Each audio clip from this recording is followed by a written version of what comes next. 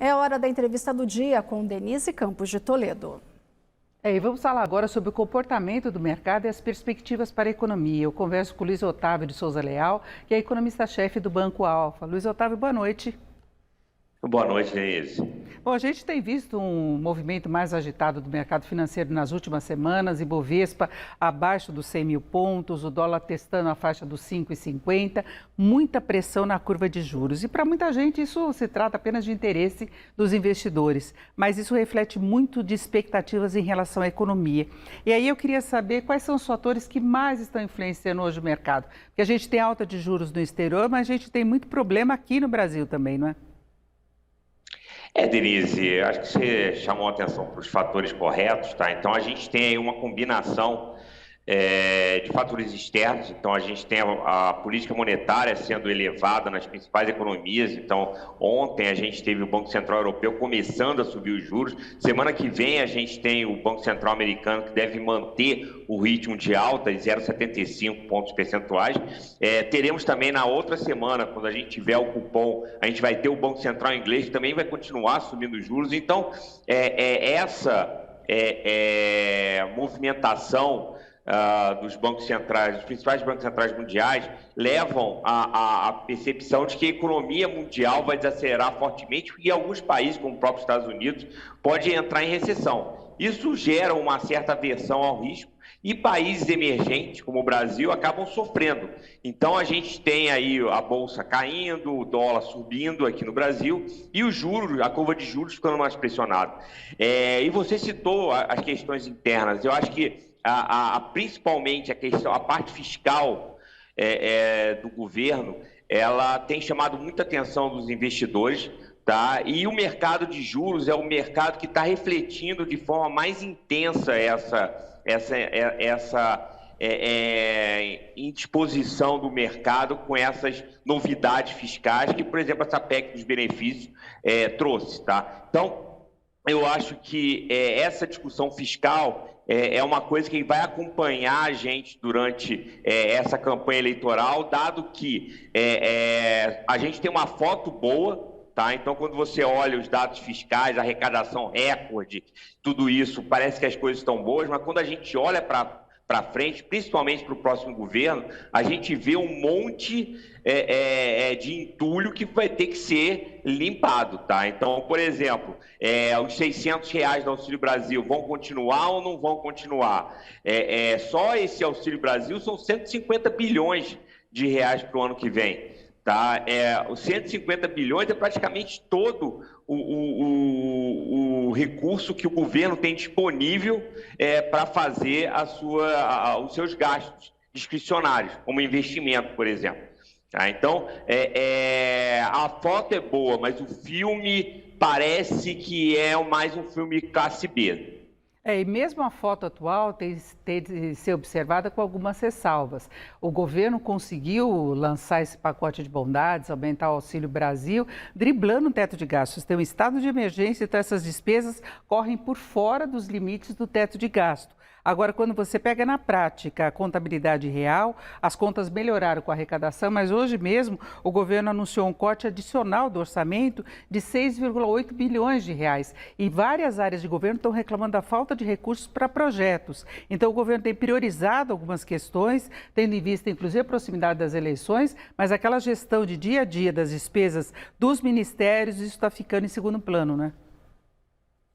É verdade, Denise, é aquele negócio de cobertor curto, tá? Você mesmo falou, o meu governo tem suas prioridades, parece que a prioridade nesse momento é a questão eleitoral. Então, a gente tem aí, como você chamou a atenção, você tem, ao mesmo tempo em que o governo corta recursos oficiais, entre aspas, as que estão dentro do teto dos gastos, ele abre um espaço no teto de 41,2 bi para fazer o pacote de benefícios aí pré-eleitoral, tá? Então, essa questão do teto é outra questão que o mercado tem se batido muito, porque é praticamente certo que qualquer que seja o governo no próximo mandato, não vai ter mais teto dos gastos. Então, a grande pergunta é, o que vai ficar no lugar? Vai ter algum tipo de âncora fiscal algum tipo de farol fiscal que mostre uma tendência de estabilidade da dívida pública, que no final é o que interessa, tá? Ou seja, a solvência do Estado brasileiro é refletida na sua trajetória de dívida. Se o governo brasileiro tem, ao longo do tempo, capacidade de honrar os seus compromissos. Tá? Isso que faz com que a gente tenha juros mais altos, juros mais baixos, que a gente tenha um câmbio mais alto, um câmbio mais baixo. E no final da história, apesar de todo mundo achar que não tem nada a ver com essa história, é o que vai definir se a gente vai ter mais crescimento, mais emprego, menos inflação. Tá? Ou seja, todo mundo está no mesmo barco. E você pegando o retrato também da inflação, a gente tem de fazer algumas diferenciações. É possível que agora em julho e agosto tenhamos, inclusive, deflação, depois de muito tempo a inflação rodando acima dos 2 dígitos no acumulado em 12 meses, mas por causa de preço de combustíveis que tem a ver com corte de tributos. Só que o mercado não para de piorar as projeções para o ano que vem e aí vem a preocupação também com o novo estouro do teto da meta, não é? Eu sou um pouco mais otimista, Denise, com relação ao ano que vem. E aí, não por conta de questões locais, tá? Eu acho que a gente tem uma coisa interessante da inflação hoje em dia, que a inflação é mundial, tá? Então, você olha os níveis de inflação nos Estados Unidos, é o maior em 40 anos. Na zona do euro, é o maior desde que começou o euro. No Reino Unido também é maior em 40 anos. Tá? Então, existe um denominador comum, além da questão já óbvia do petróleo, essas coisas todas, existe um outro denominador comum da inflação mundial, que é a inflação de bens. Tá? Por conta da pandemia, você teve um aumento muito grande da demanda por bens, ao mesmo tempo que você teve um problema de oferta por questões de logística, falta de matérias-primas, e a inflação de bens está muito alta nos Estados Unidos, na Europa, no Reino Unido, no Brasil.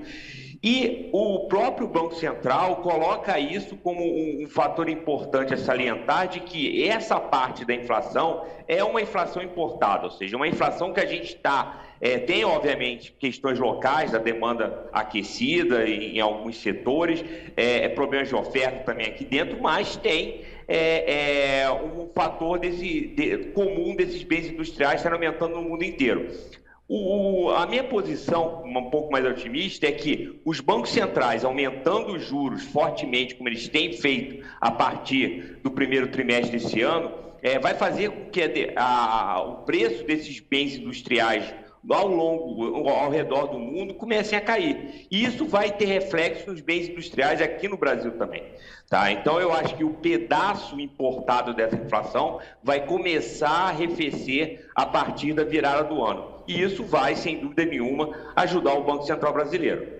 Agora, Luiz Otávio, eu queria te perguntar exatamente sobre a expectativa em relação aos juros. A gente falou da curva de juros, é o quanto que o mercado está cobrando, por exemplo, para aquisição de títulos públicos. E as taxas têm rodado acima da projeção da Selic, que é que ela suba na próxima reunião para 13,75 e dê uma parada. Você acha que o Banco Central pode esticar esse movimento de elevação dos juros em função dessa pressão do mercado e da alta dos juros no exterior, preocupações com inflação? O que você espera?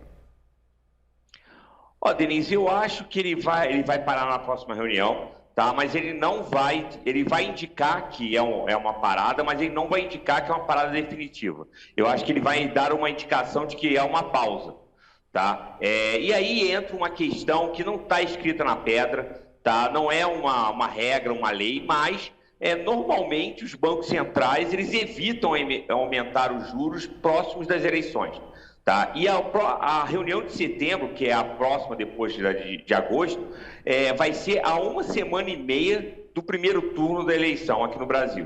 Tá? Então, eu acho que não custa nada ao Banco Central dar uma parada para ver como é que está as coisas, exatamente como é que vai ser o comportamento dos juros lá fora. A gente já teve outras experiências nesse sentido. Então, em 2010... o Henrique Meirelles também estava aumentando os juros e teve uma eleição de 2010, ele parou de aumentar os juros antes das eleições e voltou a subir os juros em janeiro do ano seguinte. Em 2014, o Alexandre Tombini também teve a mesma situação, ele também parou de subir os juros antes das eleições e voltou a subir os juros no período pós-eleitoral, tá? Então, não está escrito na pedra, mas eu acho que o Banco Central vai dar uma pausa para ver o que vai acontecer. E quando ele der essa pausa, quando chegar no início do ano que vem, esses fatores que eu citei anteriormente, de uma queda dos preços industriais, dessa inflação importada, eu acho que vai fazer com que o Banco Central se sinta mais confortável para manter os juros nos 13,75. E serão juros de 13,75% ao ano, com uma inflação que pode estar rodando na faixa dos 7% no final deste ano. Então é muito juro real. Mas é isso, nós ouvimos o Luiz Otávio de Souza Leal, que é economista-chefe do Banco Alfa. Luiz Otávio, muito obrigado, uma boa noite, bom final de semana. Para você também, Denise.